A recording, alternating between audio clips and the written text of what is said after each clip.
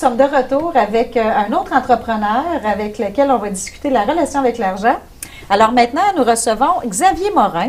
Alors, je vais le lire parce que tu as plusieurs titres. Xavier, évaluateur agréé, propriétaire du groupe Fenech et président du réseau immobilier Québec-Lévis. Alors, ça fait beaucoup de titres pour un jeune homme comme toi. C'est super, un jeune entrepreneur déjà bien parti. Oui, on peut dire ça ou hyperactif. Hein?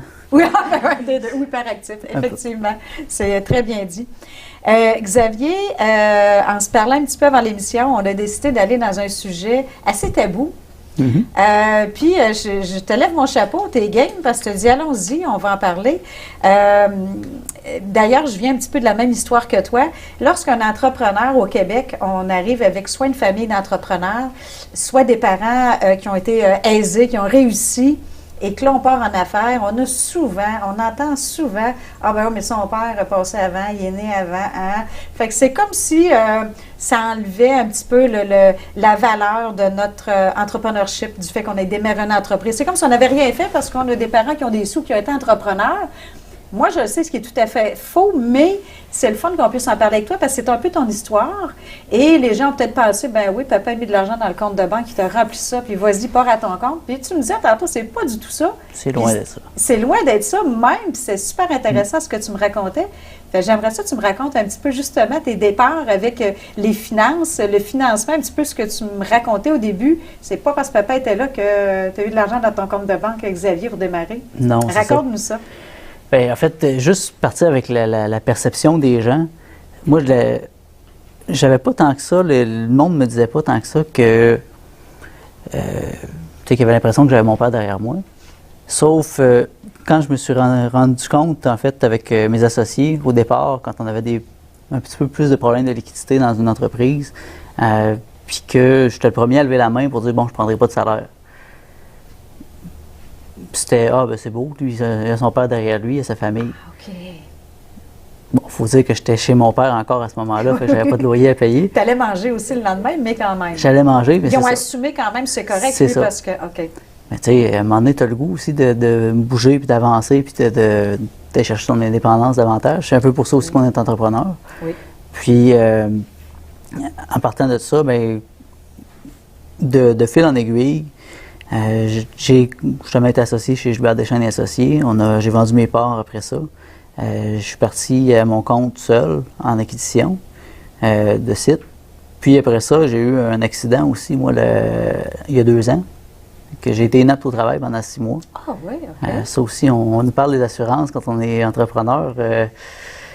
Des fois, le délai, moi, je m'étais dit, 6 mois, si j'ai quelque chose qui m'arrête de travailler pendant 6 mois, ça va être pour bien plus que ça. Finalement, c'était exactement ça. Tu n'en avais pas d'assurance maladie grave? Hein? J'avais une assurance invalidité. Oui, OK. Mais la période d'attente, dans le fond, arrêtait quand j'étais correct. OK. On coupe une demi-année de salaire, ça paraît. Là. Oui, oui. Fait que, puis ça a tombé dans le moment où est-ce que j'étais en train d'acheter un logiciel de mon ancienne entreprise. Puis, je l'avais décidé de le démarrer avec mes économies. Je me disais, bon, j'ai toujours roulé, pas de crédit. OK. Je payais mes affaires cash, ça allait bien, j'avais de l'argent de placer, puis ça allait bien. C'était tout de l'argent que j'avais gagné moi-même. Puis en faisant des choix. C'est ça. Tu l'as quand même gagné toi-même, même si il y a des gens qui sont venus au monde avant toi. Hein? C'est ça, en faisant des choix. C'est sûr que bon, les gens qui sont venus au monde avant moi m'ont aidé aussi, dans le sens que de pouvoir rester chez ses parents, de retarder le moment où tu pars. Moi, c'était un choix personnel. Que justement, je dis, regarde, je vais en accumuler un peu plus pour pouvoir avoir les moyens de mes ambitions. Ben oui. C'est une forme d'aide financière. C'est ça, là, quand on n'a pas ces charges-là, ça nous aide à démarrer. C'est ça. Fait que dans ce sens-là, oui, c'est une chance. On est chanceux d'avoir une famille. Puis ça, je dis, dans la vie, il n'y a pas beaucoup de chance, sauf que ça, la famille dans laquelle on est, puis le pays dans lequel on est, puis la situation économique, ça, c'est de la chance.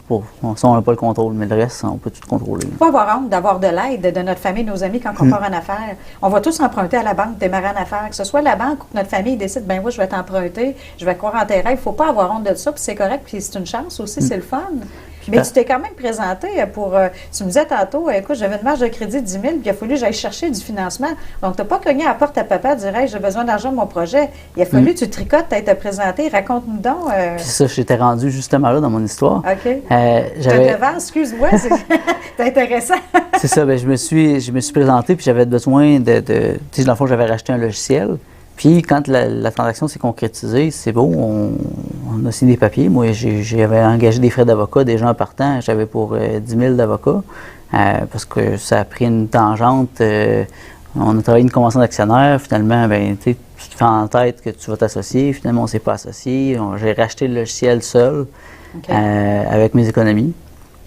Puis, j'avais pas pris de financement plus que ça, parce que, bon, quand tu pars d'une entreprise, ou quand tu as un job, tu te dis, bon, ben, je prévois pas nécessairement avoir besoin de partir. Des fois, de partir à son compte, ça se prévoit pas tout le temps. Dans mon cas, c'était, bon, regarde, j'étais pas bien dans une situation que je pouvais faire pour changer, j'étais parti. J'avais pas, justement, plus que 10 000 de marge de crédit. Quand tu travailles comme travailleur autonome, tu es un professionnel comme un évaluateur agréé, on peut partir, on a notre titre, on peut continuer à servir notre clientèle. Avec ça, tu n'as pas besoin d'emprunter. Pas grand-chose. Ouais. Sauf que, bon, quand tu commences à jouer avec des comptes à recevoir de clients, puis là, il y en a qui ça va moins bien en immobilier pour certains types de produits, puis que là, ben, ces comptes à recevoir-là s'accumulent, puis il faut que tu commences à payer le loyer, puis il faut que tu commences à payer d'autres dépenses. Oui. Puis que tout ce que tu as, c'est une marge de crédit que tu vois qui augmente, puis le bouchon qui augmente, puis là, tes taxes s'en viennent à payer, puis là, tu n'as pas l'argent pour payer les taxes parce que tu t'en es servi pour un peu te financer. Puis que là, tu vas faire une démarche pour aller chercher du crédit. Puis que finalement, ben, quand tu sors ton dossier de crédit, moi, j'ai eu une séparation aussi l'année dernière. Fait que changement d'adresse. Fait que les lettres aussi, il y a des cartes de crédit qui s'arrivaient à mon adresse de mon ancienne conjointe. Puis que là, ben, peut-être 3 mois s'écoulent assez vite. Pendant ce temps-là, il y a une carte de crédit avec 8 $ dessus qui n'a pas été payée pendant 3 mois. Puis l'autre carte de crédit, 50 $. La cote de crédit qui plonge, incapable d'aller chercher du crédit nulle part. Là, il faut soit se faire endosser par ses parents, faire des emprunts. Je dirais, là, juste, en tant qu'entrepreneur, des fois, on dit qu'il y a des moments où est-ce que, on a des hauts et des bas. Autant que l'argent, des fois, semble facile à aller chercher, puis que des fois, c'est vraiment nos pensées qui nous arrêtent. Autant que dans d'autres moments, bien, Christy, ça n'en prend pas tant que ça. Mais juste pour avoir, mettons, 5 000 $, ben, des fois, ça peut faire toute la différence. Un cadeau que ma mère m'a fait, c'était même pas mon père en plus qui lui est médecin, ma mère est infirmière. C'est ma mère qui m'avait donné un chèque de 5 000 $ pour payer mes taxes il y a l'année dernière, en fait. Justement, l'année suivant mon accident. Puis, à ce moment-là, ben, ça a fait en sorte, ça m'a tellement touché parce que je voulais pas emprunter à mes parents. Tu sais, veux pas, on est un peu entrepreneur aussi pour être maître de notre destinée, savoir où est-ce qu'on s'en va. Oui, tu voulais te débrouiller tout seul. Puis, moi, je ne revenais pas parce que je me disais, crème, je vais être capable. Mais là, à un moment donné, tu viens que tu vois plus de sortie. Tu mets l'ego de côté et tu acceptes un peu d'aide. Un petit peu. Ça ne fait pas de toi un mauvais entrepreneur. Pas nécessairement. C'est une étape qu'on passe tout au travers. C'est un apprentissage, disons. Et voilà. Et voilà. C'est très bien dit. C'est un apprentissage, puis on passe souvent par là. C'est des choses qu'on voit en théorie. On se fait dire, faut que tu prévois ton cash flow, ton fonds de roulement, tout ça. Tu prévois tes comptes à recevoir, les délais. Tant que tu ne l'as pas vécu, là, que de commencer à avoir des comptes de 90 jours, puis que tu sais, des comptes à recevoir, là, je ne suis même pas gêné de le dire, là, j'ai à peu près pour 40 000 de comptes à recevoir là, avec des clients. Fait que quand, mettons, on prend le salaire moyen d'un évaluateur là, qui travaillerait dans un cabinet privé, c'est à peu près 60 000 par année, 60 à 80. Ben, ça veut dire que c'est peut-être la moitié d'une année. Là. Oui, en salaire que tu attends, absolument. C'est la réalité de beaucoup d'entrepreneurs, les comptes à recevoir. Écoute, beaucoup d'entreprises font faillite juste pour les comptes à recevoir. L'entreprise roule bien, il y a des nouveaux clients, mais le compte à recevoir peut faire fermer une entreprise. Donc, tu as tout à fait raison, c'est une réalité assez... Des fois, quand tu as trop de demandes, tu es poussé aussi. Bon, il y a comme une mentalité aussi qu'on ne refuse pas de business. Mais là, à un moment donné, c'est quand c'est ta santé mentale qui prend le bord un peu. Ça t'amène à juger un peu aussi l'argent, voir le temps puis l'argent différemment. Là. Quand c'est rendu, c'est ça, ta santé qui prend le bord par rapport à faire des mandats. L'été dernier, j'avais fait un exercice. Chaque mandat, chaque client qui m'appelait, j'augmentais de 5 pièces de l'heure mon tarif. Pour vrai? Oui, j'étais passé de 90 à 125. Puis ça fonctionnait? Ça marche très bien. Et voilà. Et voilà. Audacieux. Écoute, c'est super le fun. Puis en plus, écoute, je ne sais pas quel âge que tu as, mais tu n'es pas très vieux. Fait que tout cet apprentissage-là, cette prise de conscience-là que tu mets, que tu apprends à l'âge que tu as, écoute, c'est sûr que même si tu es déjà un entrepreneur accompli, c'est des choses qu'on apprend souvent à un âge plus avancé. Ça va te donner une longueur d'avance comme entrepreneur qui est vraiment extraordinaire.